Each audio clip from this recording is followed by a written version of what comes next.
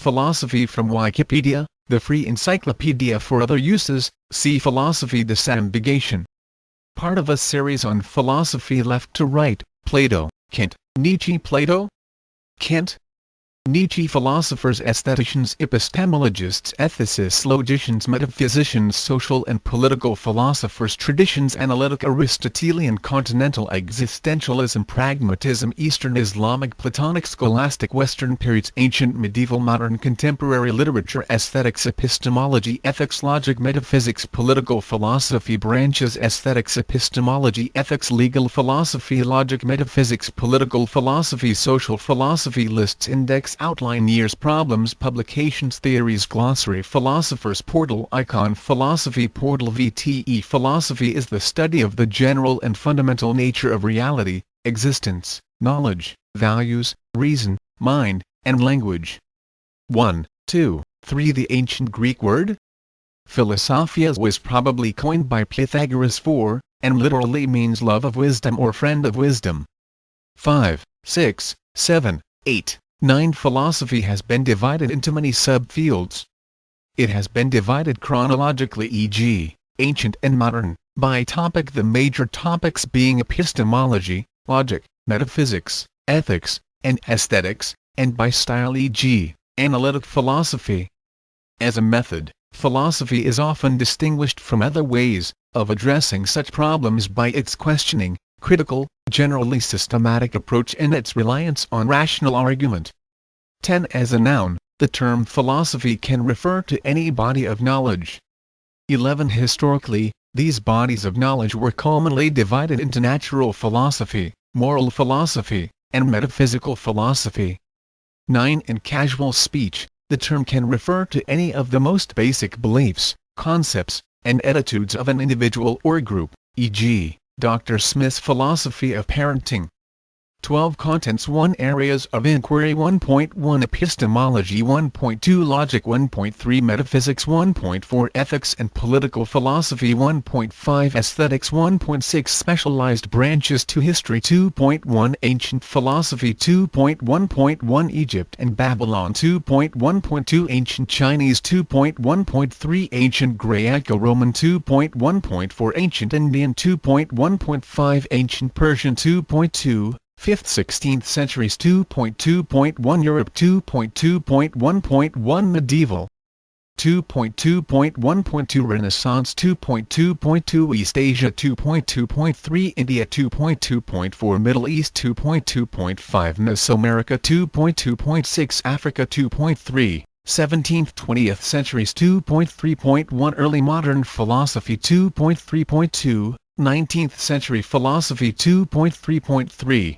20th century philosophy 3 major traditions 3.1 German idealism 3.2 pragmatism 3.3 phenomenology 3.4 existentialism 3.5 structuralism and post-structuralism 3.6 Taoism 3.7 The analytic tradition for applied philosophy 5 See also 6 References 7 Further reading 7.1 Introduction 7.2 Topical Introduction 7.3 Anthologies 7.4 Reference works 8 External links Areas of inquiry Philosophy has been divided into many subfields.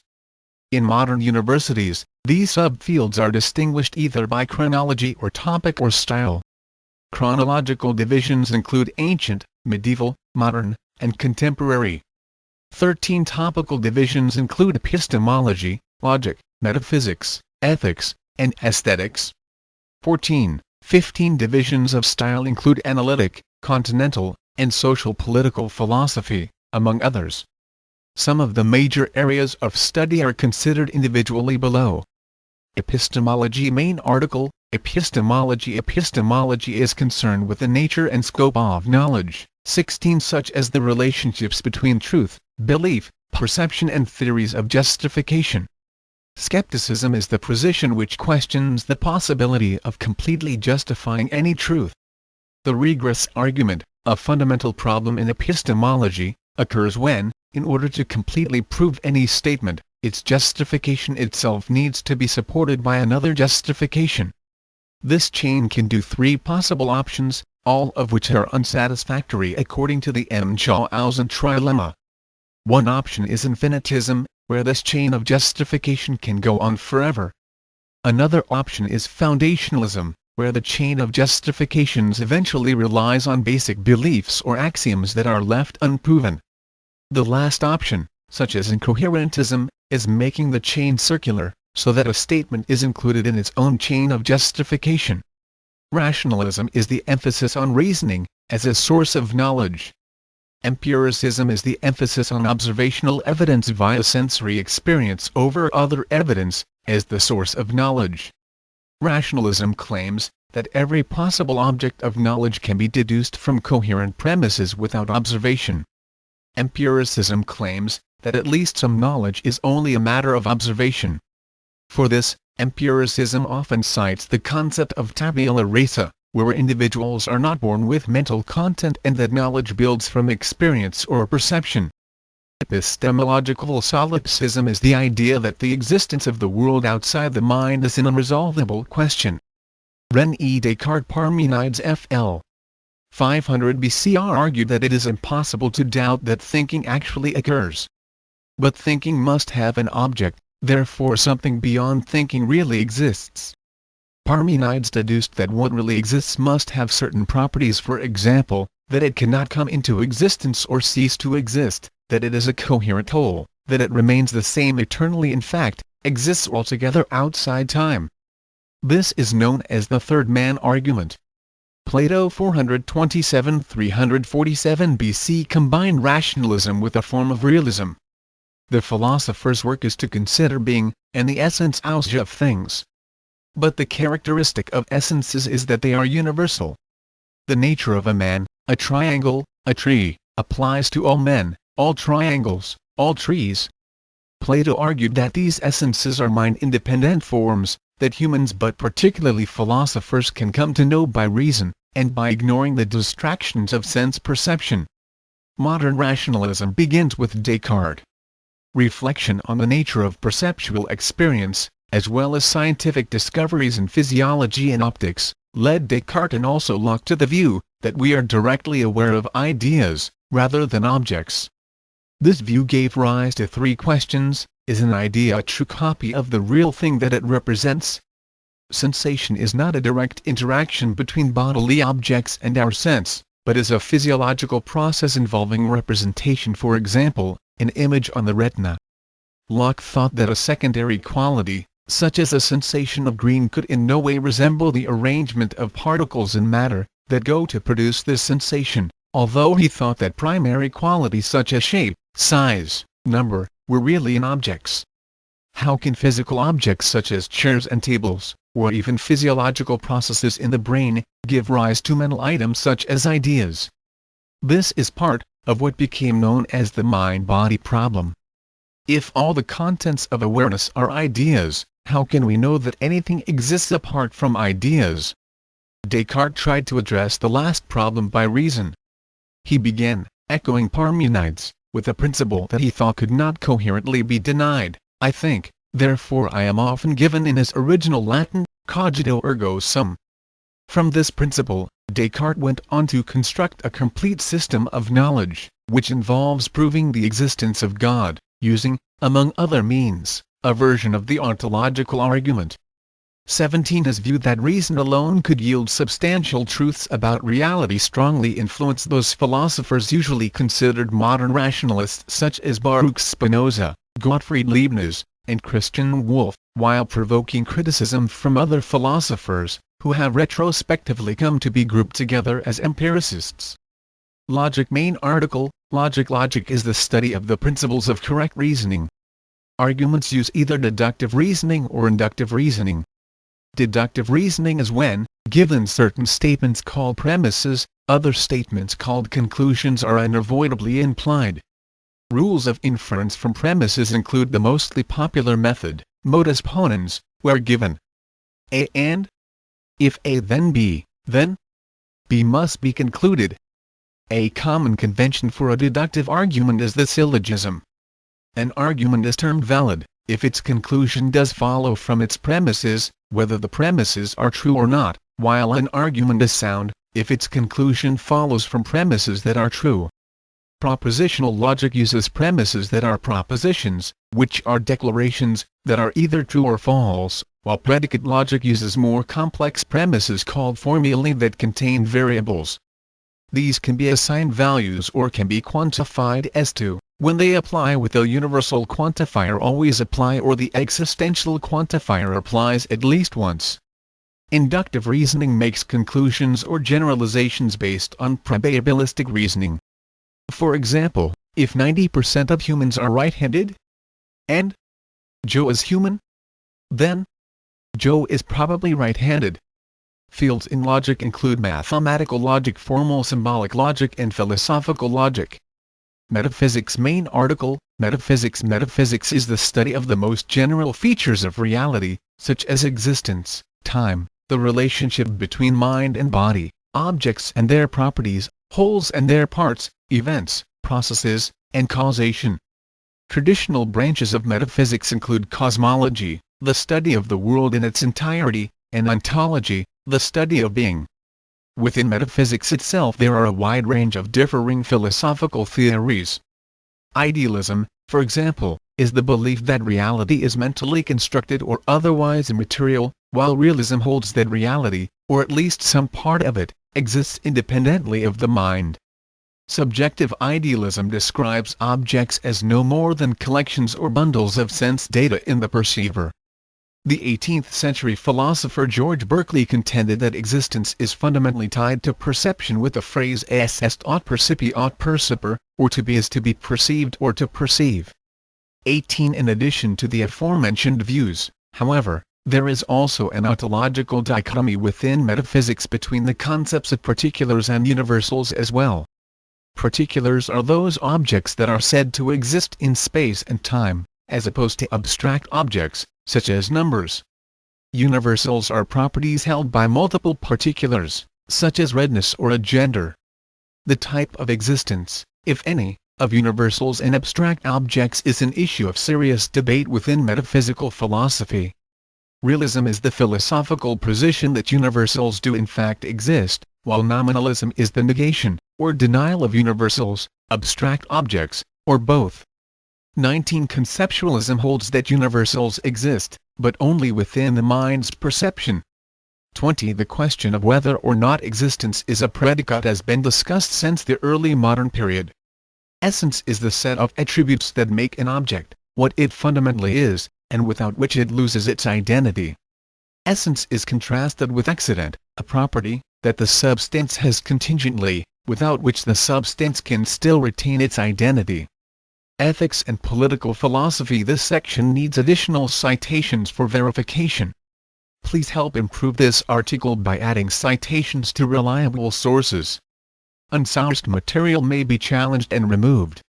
September 2012 Main articles, Ethics and Political Philosophy. Thomas Aquinas' Ethics, or Moral Philosophy, is concerned primarily with the question of the best way to live, and secondarily, concerning the question of whether this question can be answered. The main branches of ethics are metaethics, normative ethics, and applied ethics. Metaethics concerns the nature of ethical thought, such as the origins of the words good and bad, and origins of other comparative words of various ethical systems, whether there are absolute ethical truths, and how such truths could be known. Normative ethics are more concerned with the questions of how one ought to act, and what the right course of action is. This is where most ethical theories are generated. Lastly, applied ethics go beyond theory and step into real-world ethical practice, such as questions of whether or not abortion is correct. Ethics is also associated with the idea of morality, and the two are often interchangeable. Jeremy Bentham. One debate that has commanded the attention of ethicists in the modern era has been between consequentialism, actions are to be morally evaluated solely by their consequences, and deontology, actions are to be morally evaluated solely by consideration of agents' duties, the rights of those whom the action concerns, or both. Jeremy Bentham and John Stuart Mill are famous for promulgating utilitarianism, which is the idea that the fundamental moral rule is to strive toward the greatest happiness for the greatest number. However, in promoting this idea they also necessarily promoted the broader doctrine of consequentialism. Adopting a position opposed to consequentialism, Immanuel Kant argued that moral principles were simply products of reason. Kant believed that the incorporation of consequences into moral deliberation was a deep mistake, since it denies the necessity of practical maxims in governing the working of the will. According to Kant, reason requires that we conform our actions to the categorical imperative, which is an absolute duty.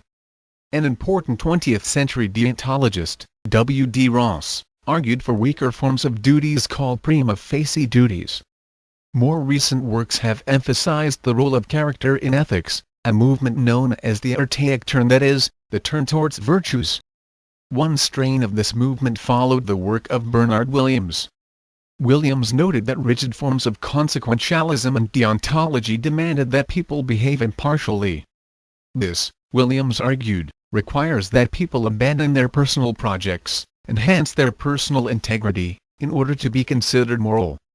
G.E.M. Anscombe, in an influential paper, Modern Moral Philosophy 1958, revived virtue ethics, as an alternative to what was seen as the entrenched positions of Kantianism and consequentialism. Archaic perspectives have been inspired in part by research of ancient conceptions of virtue.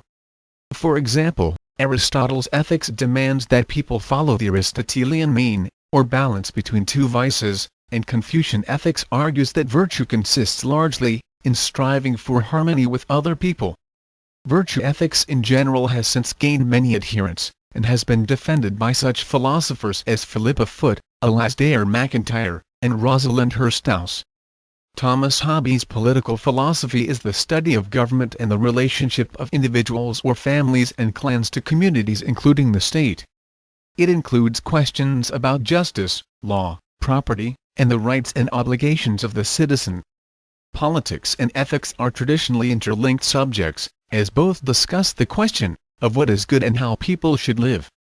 From ancient times, and well beyond them, the roots of justification for political authority were inescapably tied to outlooks on human nature. In the Republic, Plato presented the argument that the ideal society would be run by a council of philosopher kings, since those best at philosophy are best able to realize the good. Even Plato, however, required philosophers to make their way in the world for many years, before beginning their rule at the age of 50. For Aristotle, humans are political animals, i.e. social animals, and governments are set up to pursue good for the community. Aristotle reasoned that, since the state polis was the highest form of community, it has the purpose of pursuing the highest good.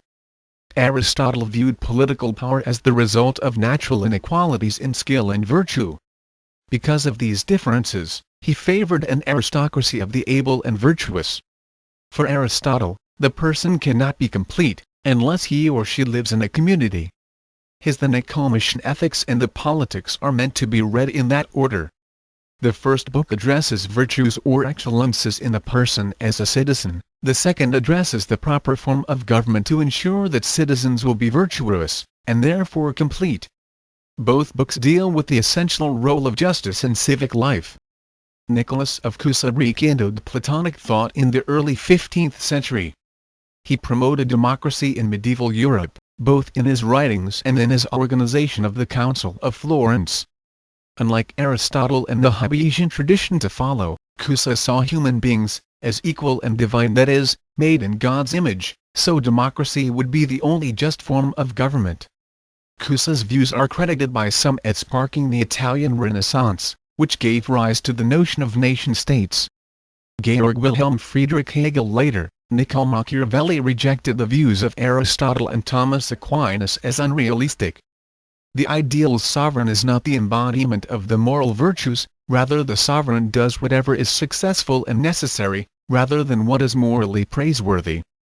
Thomas Hobbes also contested many elements of Aristotle's views. For Hobbes, human nature is essentially antisocial, people are essentially egoistic, and this egoism makes life difficult in the natural state of things. Moreover, Hobbes argued, though people may have natural inequalities, these are trivial, since no particular talents or virtues that people may have will make them safe from harm inflicted by others. For these reasons, Hobbes concluded that the state arises from a common agreement, to raise the community out of the state of nature. This can only be done by the establishment of a sovereign, in which or whom is vested complete control over the community, and is able to inspire awe and terror in its subjects. 21. David Hume. Many in the Enlightenment were unsatisfied with existing doctrines in political philosophy, which seemed to marginalize or neglect the possibility of a democratic state. Jean-Jacques Rousseau was among those who attempted to overturn these doctrines. He responded to hobbies by claiming that a human is by nature a kind of noble savage, and that society and social contracts corrupt this nature. Another critic was John Locke. In Second Treatise on Government he agreed with Hobbes that the nation-state was an efficient tool for raising humanity out of a deplorable state, but he argued that the sovereign might become an abominable institution compared to the relatively benign unmodulated state of nature. 22. Following the doctrine of the fact-value distinction, due in part to the influence of David Hume and his student Adam Smith, appeals to human nature for political justification were weakened. Nevertheless, many political philosophers, especially moral realists, still make use of some essential human nature as a basis for their arguments. Marxism is derived from the work of Karl Marx and Friedrich Engels. Their idea that capitalism is based on exploitation of workers, and causes alienation of people from their human nature, the historical materialism, their view of social classes, etc., have influenced many fields of study, such as sociology, economics, and politics. Marxism inspired the Marxist school of communism, which brought a huge impact on the history of the 20th century. Aesthetics. Main article, Aesthetics. Aesthetics deals with beauty, art, enjoyment, sensory emotional values, perception, and matters of taste and sentiment. It is a branch of philosophy dealing with the nature of art, beauty, and taste, with the creation and appreciation of beauty. 23. 24. It is more scientifically defined as the study of sensory or sensory emotional values, sometimes called judgments of sentiment and taste. 25. More broadly, scholars in the field define aesthetics as critical reflection on art, culture and nature. 26. 27. More specific, aesthetic theory, often with practical implications, relating to a particular branch of the arts, is divided into areas of aesthetics such as art theory, literary theory, film theory and music theory. An example from art theory is aesthetic theory, as a set of principles underlying the work of a particular artist or artistic movement, such as the Cubist aesthetic. 28. Specialized branches. Philosophy of history refers to the theoretical aspect of history. Philosophy of language explores the nature, the origins, and the use of language. Philosophy of law, often called jurisprudence, explores the varying theories explaining the nature and the interpretations of law. Philosophy of mind explores the nature of the mind, and its relationship to the body, and is typified by disputes between dualism and materialism. In recent years there has been increasing similarity between this branch of philosophy and cognitive science.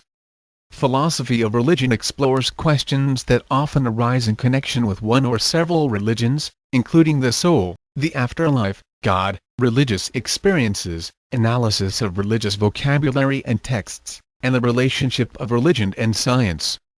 Philosophy of science explores the foundations, methods, history, implications, and purpose of science.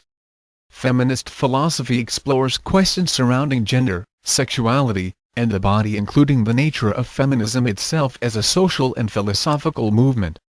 Philosophy of film analyzes films and filmmakers for their philosophical content and style, explores film images, cinema, etc. as a medium for philosophical reflection and expression. Metaphilosophy explores the aims of philosophy, its boundaries, and its methods. Many academic disciplines have also generated philosophical inquiry. These include history, logic, and mathematics. History. Main article, History of Philosophy. See also, Western Philosophy, Eastern Philosophy and History of Western Philosophy. Further information, Philosophical progress. Many societies have considered philosophical questions and built philosophical traditions based upon each other's works. Eastern philosophy is organized by the chronological periods of each region. Historians of Western philosophy usually divide the subject into 3 or more periods: the most important being ancient philosophy, medieval philosophy, and modern philosophy. 29 Ancient philosophy. Main article, Ancient philosophy in Western philosophy. The spread of Christianity through the Roman Empire marked the ending of Hellenistic philosophy, and ushered in the beginnings of medieval philosophy, whereas in Eastern philosophy, the spread of Islam through the Arab Empire marked the end of old Iranian philosophy, and ushered in the beginnings of early Islamic philosophy. Genuinely philosophical thought, depending upon original individual insights, arose in many cultures roughly contemporaneously. Karl Jaspers termed the intense period of philosophical development beginning around the 7th century, and concluding around the 3rd century BCE an axial age in human thought.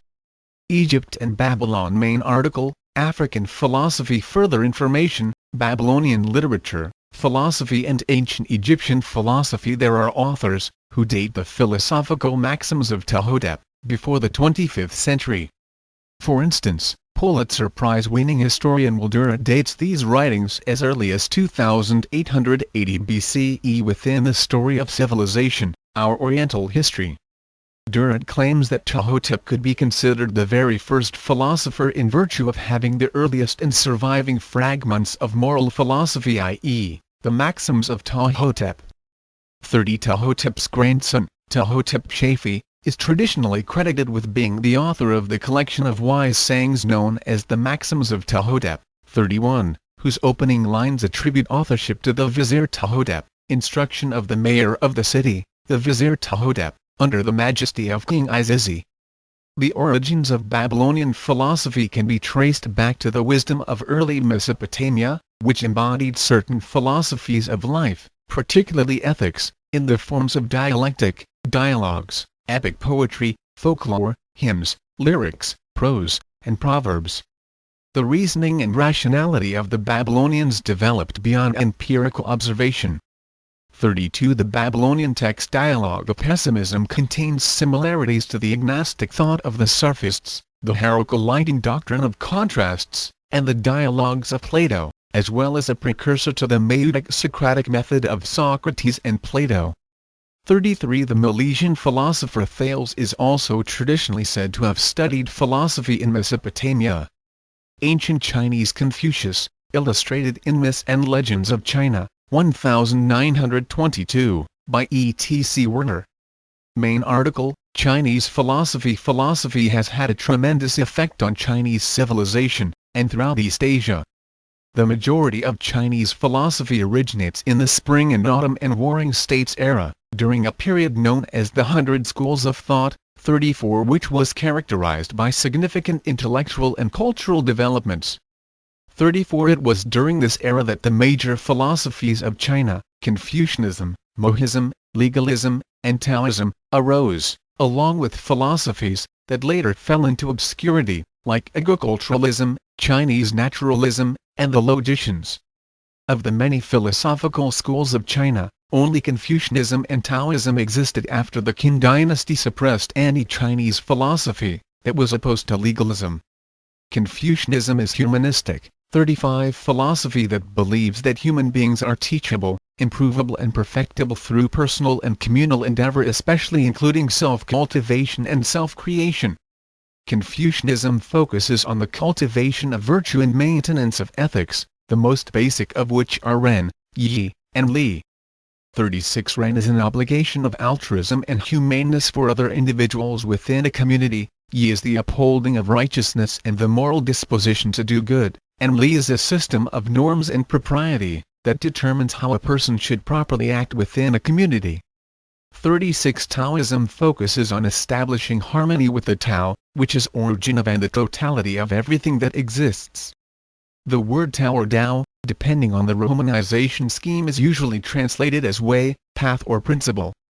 Taoist propriety and ethics emphasize the three jewels of the Tao, compassion, moderation, and humility, while Taoist thought generally focuses on nature, the relationship between humanity and the cosmos, health and longevity, and Wu Wei, action through inaction. Harmony with the universe, or the origin of it through the Tao, is the intended result of many Taoist rules and practices. Ancient Greco-Roman main articles, Hellenistic philosophy and ancient Greek philosophy. Plato left and Aristotle right. Detail from the School of Athens by Raphaelos Anzio, 1509. Ancient Greco-Roman philosophy is a period of Western philosophy, starting in the 6th century c. 585 BC to the 6th century AD. It is usually divided into three periods: the pre-Socratic period, the ancient classical Greek period of Plato and Aristotle, and the post-Aristotelian or Hellenistic period. A fourth period that is sometimes added includes the Neoplatonic and Christian philosophers of late antiquity. The most important of the ancient philosophers in terms of subsequent influence are Plato and Aristotle. 37. Plato specifically is credited as the founder of Western philosophy. The philosopher Alfred North Whitehead said of Plato, "The safest general characterization of the European philosophical tradition is that it consists of a series of footnotes to Plato. I do not mean the systematic scheme of thought, which scholars have doubtfully extracted from his writings. I allude to the wealth of general ideas scattered through them." 38. It was said in Roman ancient history that Pythagoras was the first man to call himself a philosopher, or lover of wisdom. 39. And Pythagorean ideas exercised a marked influence on Plato, and through him, all of Western philosophy. Plato and Aristotle, the first classical Greek philosophers, did refer critically to other simple wise men, which were called in Greek sophists, and which were common before Pythagoras' time. From their critique it appears that a distinction was then established in their own classical period between the more elevated and pure lovers of wisdom, the true philosophers, and these other earlier and more common traveling teachers, who often also earn money from their craft. The main subjects of ancient philosophy are understanding the fundamental causes and principles of the universe, explaining it in an economical way, the epistemological problem of reconciling the diversity and change of the natural universe, with the possibility of obtaining fixed and certain knowledge about it, questions about things that cannot be perceived by the senses, such as numbers, elements, universals, and gods. Socrates is said to have been the initiator of more focused study upon the human things, including the analysis of patterns of reasoning and argument and the nature of the good life and the importance of understanding and knowledge in order to pursue it, the explication of the concept of justice, and its relation to various political systems. 37. In this period the crucial features of the Western philosophical method were established, a critical approach to received or established views, and the appeal to reason and argumentation. This includes Socrates' dialectic method of inquiry, known as the Socratic method or method of Elenchus, which he largely applied to the examination of key moral concepts, such as the good and justice. To solve a problem, it would be broken down into a series of questions, the answers to which gradually distill the answer a person would seek. The influence of this approach is most strongly felt today in the use of the scientific method, in which hypothesis is the first stage. Ancient Indian main article, Indian philosophy. Further information, Hindu philosophy, Buddhist philosophy, Jain philosophy and Upanishads. The term Indian philosophy, Sanskrit, darshanas, refers to any of several schools of philosophical thought that originated in the Indian subcontinent, including Hindu philosophy, Buddhist philosophy, and Jain philosophy. Having the same or rather intertwined origins, all of these philosophies have a common underlying themes of dharma and karma, and similarly attempt to explain the attainment of emancipation. They have been formalized and promulgated chiefly between 1000 BC to a few centuries AD. India's philosophical tradition dates back to the composition of the Upanishads 40 in the later Vedic period c. 1000–500 BCE.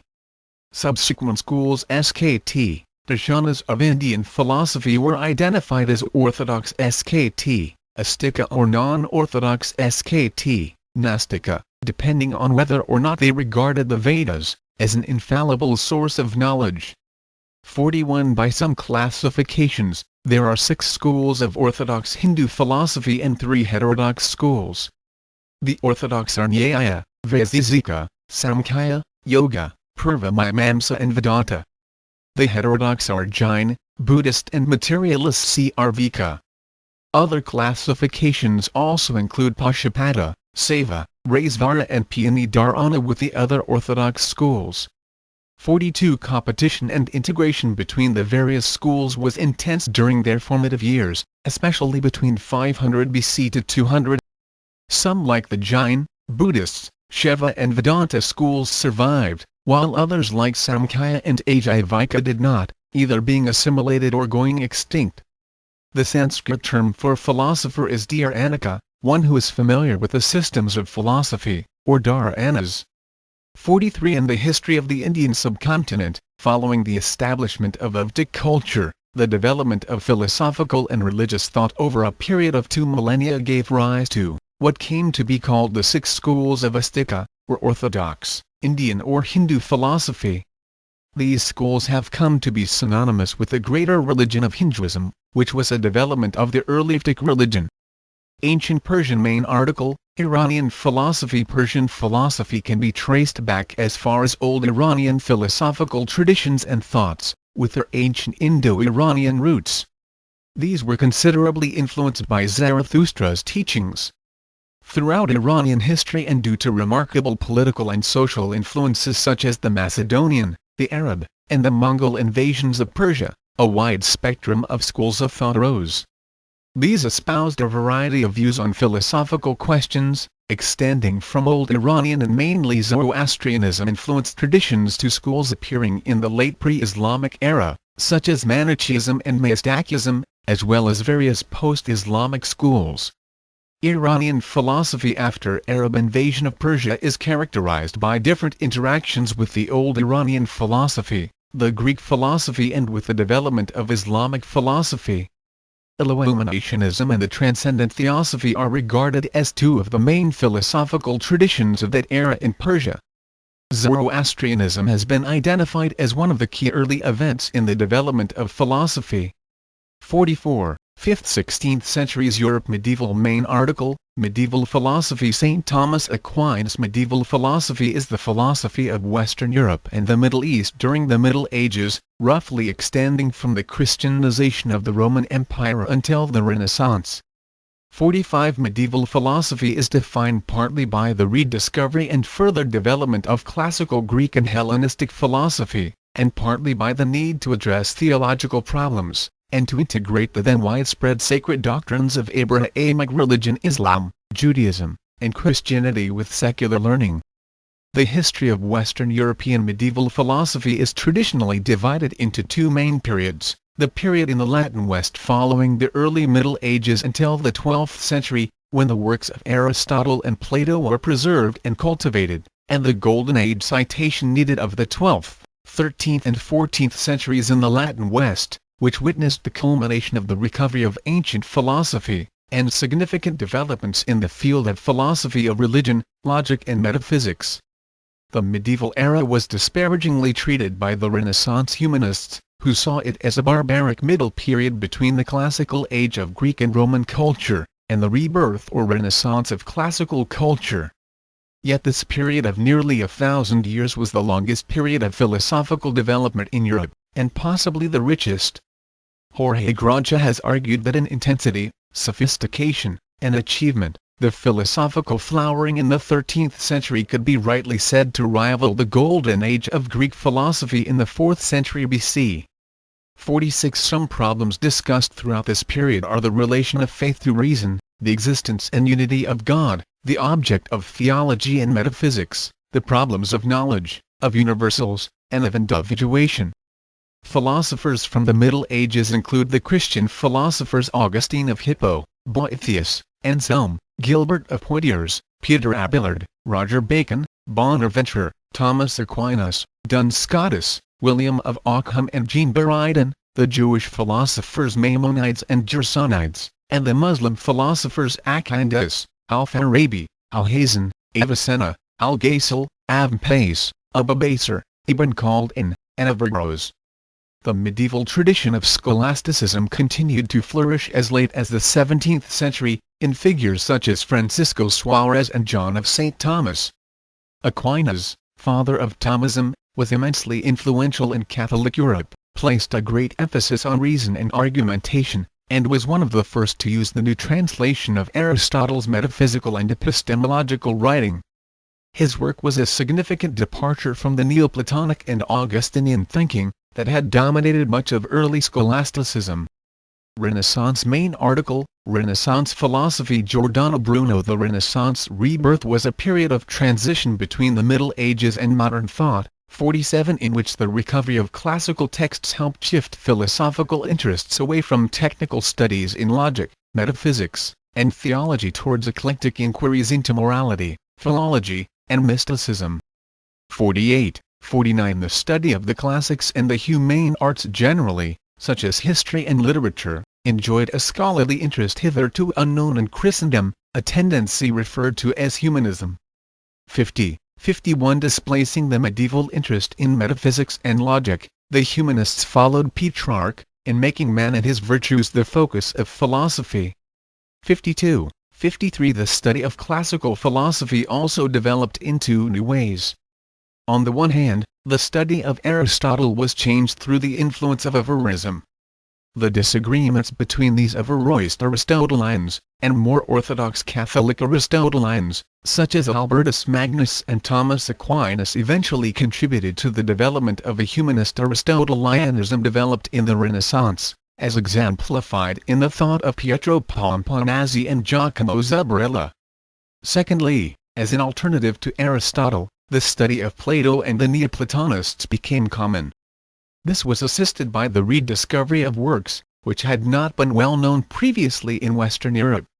Notable Renaissance Platonists include Nicholas of Cusa, and later Marsilio Ficino and Giovanni Pico della Mirandola. 53. The Renaissance also renewed interest in anti-Aristotelian theories of nature considered as an organic, living whole comprehensible independently of theology, as in the work of Nicholas of Cusa, Nicholas Copernicus, Giordano Bruno, Talesius, and Tommaso Campanella.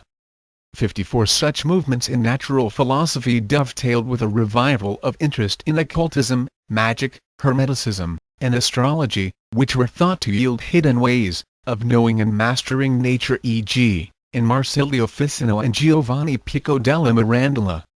55. These new movements in philosophy developed contemporaneously with larger religious and political transformations in Europe, the Reformation and the decline of feudalism. Though the theologians of the Protestant Reformation showed little direct interest in philosophy, their destruction of the traditional foundations of theological and intellectual authority harmonized with a revival of fideism and skepticism in thinkers such as Erasmus, Montaigne, and Francisco Sanchez. 56, 57, 58. Meanwhile, the gradual centralization of political power in nation-states was echoed by the emergence of secular political philosophies, as in the works of Niccolò Machiavelli, often described as the first modern political thinker, or a key turning point towards modern political thinking. 59. Thomas More, Erasmus, Justus Lipsius, Jean Bodin, and Hugo Grotius. 60, 61. East Asia main articles, Neo-Confucianism, Japanese philosophy and Korean philosophy. Mid-imperial Chinese philosophy is primarily defined by the development of Neo-Confucianism. During the Tang Dynasty, Buddhism from Nepal also became a prominent philosophical and religious discipline. It should be noted that philosophy and religion were clearly distinguished in the West, whilst these concepts were more continuous in the East due to, for example, the philosophical concepts of Buddhism. Neo-Confucianism is a philosophical movement that advocated a more rationalist and secular form of Confucianism by rejecting superstitious and mystical elements of Taoism and Buddhism that had influenced Confucianism during and after the Han Dynasty. 62. Although the Neo-Confucianists were critical of Taoism and Buddhism, 63. The two did have an influence on the philosophy, and the Neo-Confucianists borrowed terms and concepts from both. However, unlike the Buddhists and Taoists, who saw metaphysics as a catalyst for spiritual development, religious enlightenment, and immortality, the Neo-Confucianists used metaphysics as a guide for developing a rationalist ethical philosophy. 64. Neo-Confucianism has its origins in the Tang Dynasty. The Confucianist scholars Han Yu and Li Ao are seen as forebears of the Neo-Confucianists of the Song Dynasty. 63 The Song Dynasty philosopher Zhu Denier is seen as the first true pioneer of Neo-Confucianism, using Taoist metaphysics as a framework for his ethical philosophy. 64 Elsewhere in East Asia, Japanese philosophy began to develop as indigenous Shinto beliefs fused with Buddhism, Confucianism and other schools of Chinese philosophy and Indian philosophy. Similar to Japan, in Korean philosophy the emotional content of shamanism was integrated into the Neo-Confucianism imported from China. Vietnamese philosophy was also influenced heavily by Confucianism in this period. Citation needed. India Main articles, Indian philosophy and Hindu philosophy. The period between 5th and 9th centuries CE was the most brilliant epoch in the development of Indian philosophy, as Hindu and Buddhist philosophies flourished side by side. 65 Of these various schools of thought, the non-dualistic Advaita Vedanta emerged as the most influential 66 and most dominant school of philosophy. 67 The major philosophers of this school were Gaudapada, Adi Shankara and Vidyaranya. Advaita Vedanta rejects theism and dualism by insisting that Brahman ultimate reality is without parts or attributes, one without a second. Since Brahman has no properties, contains no internal diversity and is identical with the whole reality, it cannot be understood as God. 68 Brahman, though being indescribable, is at best described as Satchidananda, merging Saturday plus Chit plus Ananda, i.e., existence, consciousness and bliss by Shankara. Advaita ushered a new era in Indian philosophy, and as a result, many new schools of thought arose in the medieval period. Some of them were Visishtadvaita, qualified monism, Advaita dualism, Dvaitadvaita dualism, non-dualism, Siddhadvaita, pure non-dualism, Akintyabhuta Abhada and Pratyabhijñana, the recognitive school. Middle East Main article, Islamic philosophy in early Islamic thought, which refers to philosophy during the Islamic Golden Age, traditionally dated between the 8th and 12th centuries. Two main currents may be distinguished. The first is Kalam, that mainly dealt with Islamic theological questions. These include the Mu'tazili and Ash'ari. The other is Falsafa, that was founded on interpretations of Aristotelianism and Neoplatonism. There were attempts by later philosopher-theologians at harmonizing both trends, notably by Ibn Sina Avicenna, who founded the school of Avicennism, Ibn Rushd of Regress, who founded the school of Averroism, and others such as Ibn al-Haytham al-Hasan and Rayyan al-Brn. Mesoamerica Main article, Aztec philosophy. Aztec philosophy was the school of philosophy developed by the Aztec Empire. The Aztecs had a well-developed school of philosophy, perhaps the most developed in the Americas and in many ways comparable to Greek philosophy, even amassing more texts than the ancient Greeks. 69 Aztec philosophy focused on dualism, monism, and aesthetics, and Aztec philosophers attempted to answer the main Aztec philosophical question of how to gain stability and balance in an ephemeral world. Aztec philosophy saw the concept of omitiotl as a unity that underlies the universe. Omitiotl forms, shapes, and is all things. Even things in opposition, light and dark, life and death, were seen as expressions of the same unity, omitiotl. The belief in a unity with dualistic expressions compares with similar dialectical monist ideas in both Western and Eastern philosophies. 70 Aztec priests had a panentheistic view of religion, but the popular Aztec religion maintained polytheism. Priests saw the different gods as aspects of the singular and transcendent unity of Teotl, but the masses were allowed to practice polytheism without understanding the true, unified nature of the Aztec gods. 70 Africa Main article, Ethiopian philosophy. Ethiopian philosophy is the philosophical corpus of the territories of present-day Ethiopia and Eritrea. Besides via oral tradition, it was preserved early on in written form through Gayas manuscripts. This philosophy occupies a unique position within African philosophy. The character of Ethiopian philosophy is determined by the particular conditions of evolution of the Ethiopian culture. Thus, Ethiopian philosophy arises from the confluence of Greek and patristic philosophy with traditional Ethiopian modes of thought. Because of the early isolation from its sources of Abrahamic spirituality, Byzantium and Alexandria, Ethiopia received some of its philosophical heritage through Arabic versions. The sapiential literature developed under these circumstances is the result of a twofold effort of creative assimilation, on one side, of a tuning of orthodoxy to traditional modes of thought never eradicated, and vice versa, and, on the other hand, of absorption of Greek pagan and early patristic thought into this developing Ethiopian Christian synthesis. As a consequence, the moral reflection of religious inspiration is prevalent, and the use of narrative, parable, apothegm and rich imagery is preferred to the use of abstract argument. This sapiential literature consists in translations and adaptations of some Greek texts, namely of the Physiologia, 5th century AD, the Life and Maxims of Skens 11th century AD, and the Book of the Wise Philosophers 1510, 22. In the 17th century, the religious beliefs of Ethiopians were challenged by King Susino's adoption of Catholicism, and by a subsequent presence of Jesuit missionaries. The attempt to forcefully impose Catholicism upon his constituents during Susino's reign inspired further development of Ethiopian philosophy during the 17th century. Zara Yaqub 1599–1692 was the most important exponent of this renaissance. His treatise Hattata 1667 is a work often included in the narrow canon of universal philosophy. 17th–20th centuries Early modern philosophy Main articles, 17th century philosophy, Age of Enlightenment and Early modern philosophy John Locke Chronologically, the early modern era of Western philosophy is usually identified with the 17th and 18th centuries, with the 18th century often being referred to as the Enlightenment. 71 Modern philosophy is distinguished from its predecessors by its increasing independence from traditional authority such as the Church, academia, and Aristotelianism. 72. 73 A new focus on the foundations of knowledge and metaphysical system building. 74. 75 And the emergence of modern physics out of natural philosophy.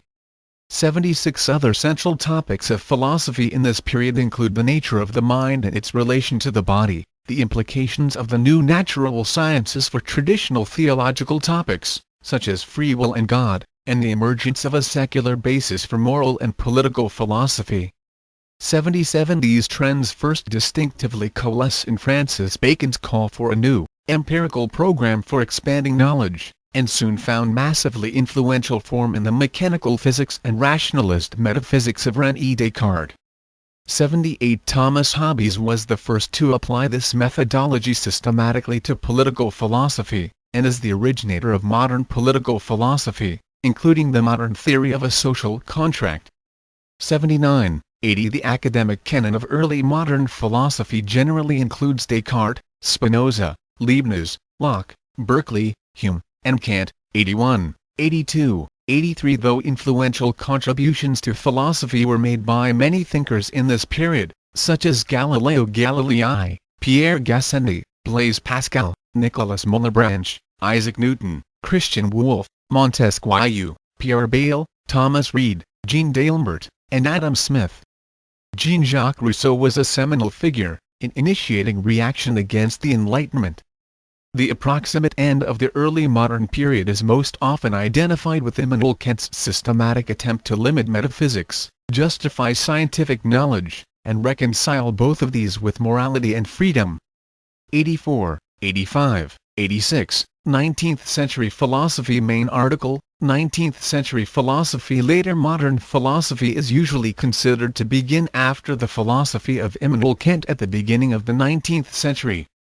87 German philosophy exercised broad influence in this century, owing in part to the dominance of the German university system. 88 German idealists, such as Johann Gottlieb Fichte, Georg Wilhelm Friedrich Hegel, and Friedrich Wilhelm Joseph Schelling, transformed the work of Kant by maintaining that the world is constituted by a rational or mind-like process, and as such is entirely knowable. 89 Arthur Schopenhauer's identification of this world-constituting process, as an irrational will to live influenced later 19th and early 20th century thinking, such as the work of Friedrich Nietzsche and Sigmund Freud. After Hegel's death in 1831, 19th century philosophy largely turned against idealism in favor of varieties of philosophical naturalism, such as the positivism of Auguste Comte, the empiricism of John Stuart Mill, and the materialism of Karl Marx. Logic began a period of its most significant advances since the inception of the discipline, as increasing mathematical precision opened entire fields of inference to formalization in the work of George Boole and Gottlob Frege. 90 other philosophers, who initiated lines of thought that would continue to shape philosophy into the 20th century include Gottlob Frege and Henry Sidgwick, whose work in logic and ethics, respectively, provided the tools for early analytic philosophy. Charles Sanders Peirce and William James, who founded Pragmatism. Søren Kierkegaard and Friedrich Nietzsche, who laid the groundwork for Existentialism and Post-Structuralism. 20th Century Philosophy main article, Contemporary Philosophy. Bertrand Russell. Within the last century, philosophy has increasingly become a professional discipline practiced within universities, like other academic disciplines. Accordingly, it has become less general and more specialized. In the view of one prominent recent historian, philosophy has become a highly organized discipline, done by specialists primarily for other specialists. The number of philosophers has exploded, the volume of publication has swelled, and the subfields of serious philosophical investigation have multiplied. Not only is the broad field of philosophy today far too vast to be embraced by one mind, something similar is true even of many highly specialized subfields. 91 In the English-speaking world, analytic philosophy became the dominant school for much of the 20th century. In the first half of the century, it was a cohesive school, shaped strongly by logical positivism, united by the notion that philosophical problems could, and should be solved by attention to logic and language. The pioneering work of Bertrand Russell was a model for the early development of analytic philosophy, moving from a rejection of the idealism dominant in late 19th century British philosophy to neo-Humean empiricism, strengthened by the conceptual resources of modern mathematical logic. 1992-93 In the latter half of the 20th century, analytic philosophy diffused into a wide variety of disparate philosophical views, only loosely united by historical lines of influence and a self-identified commitment to clarity and rigor. The post-war transformation of the analytic program led in two broad directions: on one hand, an interest in ordinary language, as a way of avoiding or redescribing traditional philosophical problems, and on the other, a more thoroughgoing naturalism, that sought to dissolve the puzzles of modern philosophy via the results of the natural sciences, such as cognitive psychology and evolutionary biology. The shift in the work of Ludwig Wittgenstein, from a view congruent with logical positivism to a therapeutic dissolution of traditional philosophy, as a linguistic misunderstanding of normal forms of life, was the most influential version of the first direction in analytic philosophy. 94-95 The later work of Russell and the philosophy of Willard Van Orman Quine are influential exemplars of the naturalist approach dominant in the second half of the 20th century. 96, 97, 98, 99 But the diversity of analytic philosophy from the 1970s onward defies easy generalization. The naturalism of Quine and his epigeny was in some precincts superseded by a new metaphysics of possible worlds, as in the influential work of David Lewis. 101 Recently, the experimental philosophy movement has sought to reappraise philosophical problems through social science research techniques. On continental Europe, no single school or temperament enjoyed dominance. The flight of the logical positivists from Central Europe during the 1930s and 1940s, however, diminished philosophical interest in natural science, and an emphasis on the humanities, broadly construed, figures prominently in what is usually called continental philosophy. 20th-century movements such as phenomenology, existentialism, modern hermeneutics, critical theory, structuralism, and post-structuralism are included within this loose category. The founder of phenomenology, Edmund Husserl, sought to study consciousness as experienced from a first-person perspective, 102-103, while Martin Heidegger drew on the ideas of Kierkegaard, Nietzsche, and Husserl to propose an unconventional existential approach to ontology. 104, 105 In the Arabic-speaking world, Arab nationalist philosophy became the dominant school of thought, involving philosophers such as Michel Aflaq, Zaki al-Arsuzi, Salah al-Din al-Bidr of Baithism and Sadi al-Husri. These people disregarded much of Marx's research, citation needed, and were mostly concerned with the unity of the Arab world.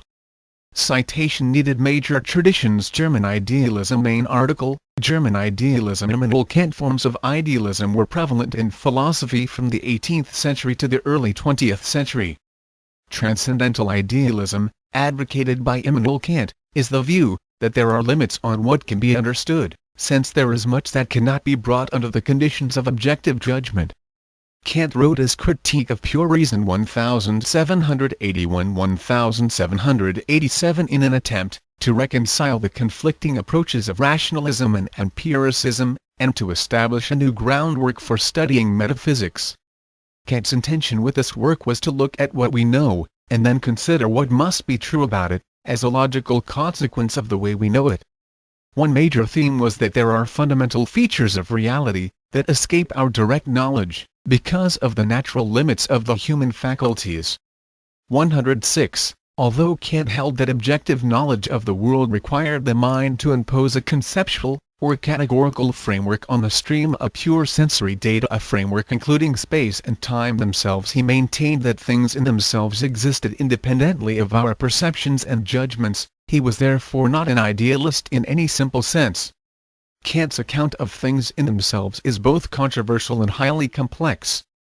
Continuing his work, Johann Gottlieb Fichte and Friedrich Schelling dispensed with belief in the independent existence of the world, and created a thoroughgoing idealist philosophy.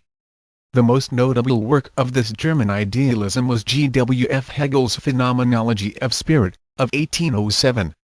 Hegel admitted his ideas were not new, but that all the previous philosophies had been incomplete. His goal was to correctly finish their job.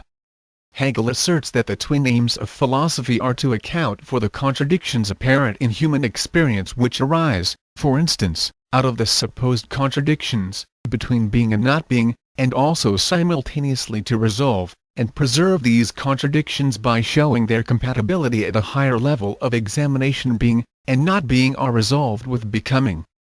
This program of acceptance and reconciliation of contradictions is known as the Hegelian dialectic.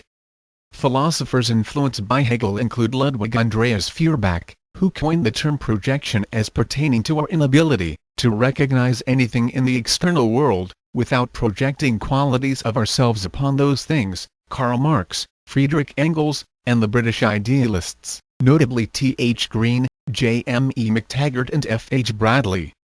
Few 20th-century philosophers have embraced idealism. However, quite a few have embraced Hegelian dialectic. Immanuel Kant's Copernican turn also remains an important philosophical concept today. Pragmatism. Main articles, Pragmatism and Instrumentalism. William James. Pragmatism was founded in the spirit of finding a scientific concept of truth that does not depend on personal insight, revelation, or reference to some metaphysical realm. The meaning or purport of a statement should be judged by the effect its acceptance would have on practice. Truth is that opinion, which inquiry taken far enough would ultimately reach.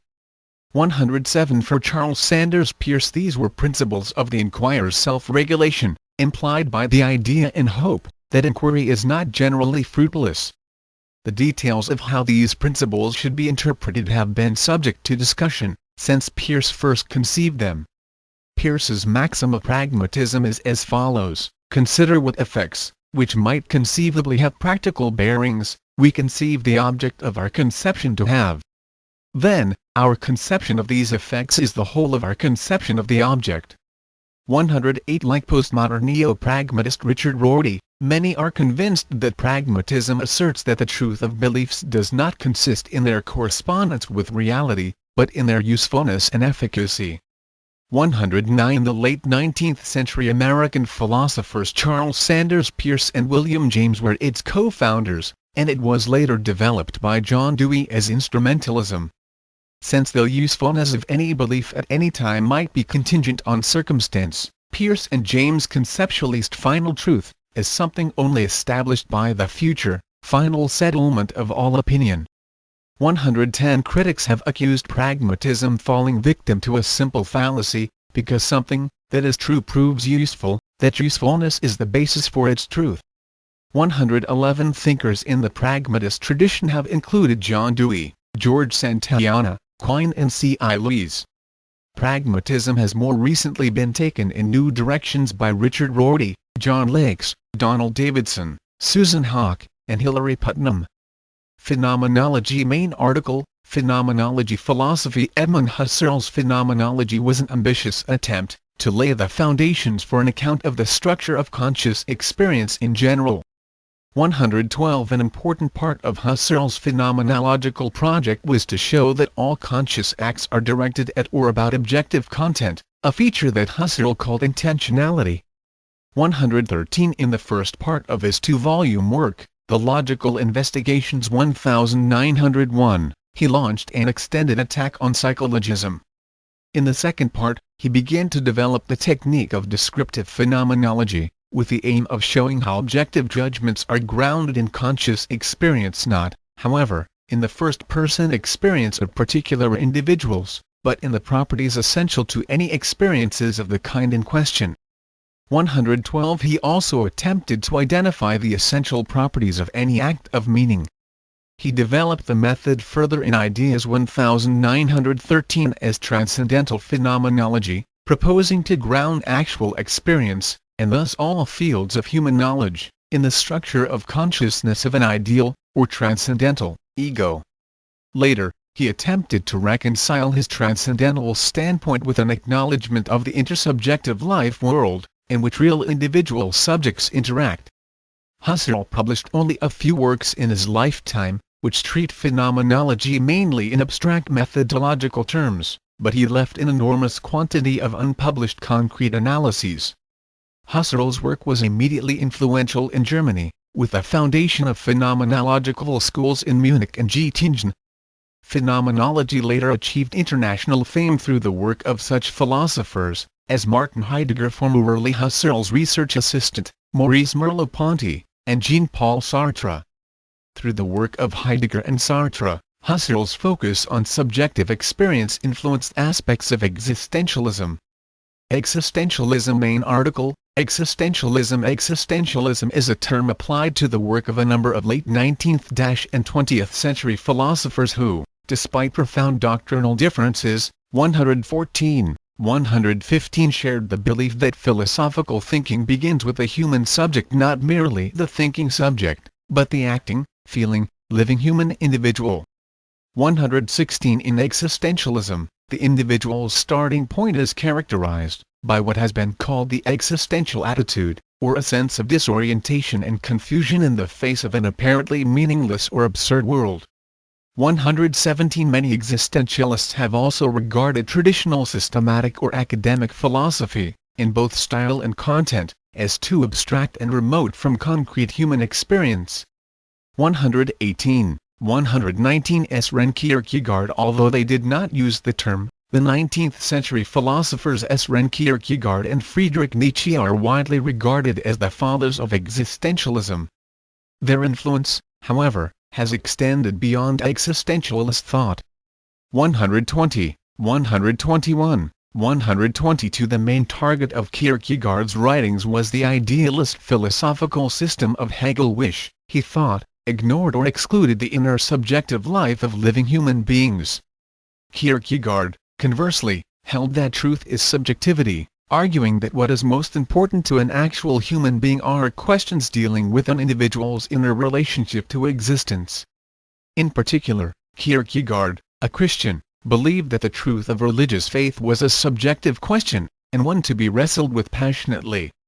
123, 124 Although Kierkegaard and Nietzsche were among his influences, the extent to which the German philosopher Martin Heidegger should be considered an existentialist is debatable. In Being and Time he presented a method of rooting philosophical explanations in human existence, Dasein, to be analyzed in terms of existential categories existential, and this has led many commentators, to treat him as an important figure in the existentialist movement. However, in the letter on humanism, Heidegger explicitly rejected the existentialism of Jean-Paul Sartre.